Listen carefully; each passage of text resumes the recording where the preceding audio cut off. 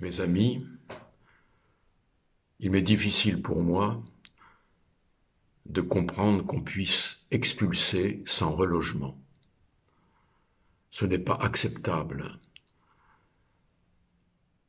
Le logement, c'est un droit fondamental.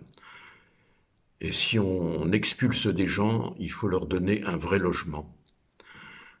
Mais ce qui compte, c'est l'argent, ce sont les finances, ce sont les hôtels de luxe qu'on veut faire, et c'est l'argent qui passe avant les familles. C'est ça qui est scandaleux.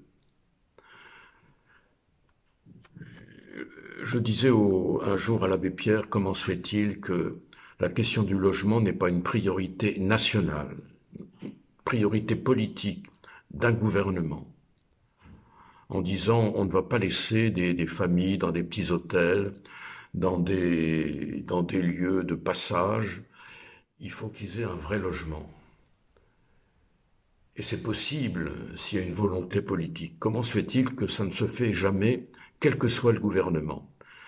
Et l'abbé Pierre me répondit, moi je pense que c'est parce que la majorité des Français est assez bien logée.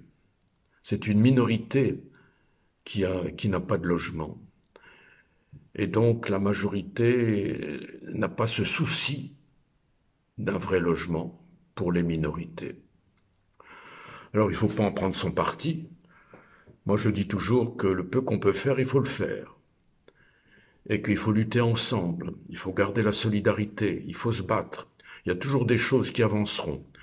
Si c'est pas nous, ça sera d'autres, mais ça viendra. Et quand je vous rencontre dans la rue, je vois que il y a toujours des militants qui en veulent, qui tiennent, qui ne lâchent rien, et en particulier les femmes. Les femmes sont vraiment admirables de ténacité, d'endurance, elles ne lâchent rien et elles continuent. Et donc merci aux femmes de nous aider à lutter ensemble, car demain est possible.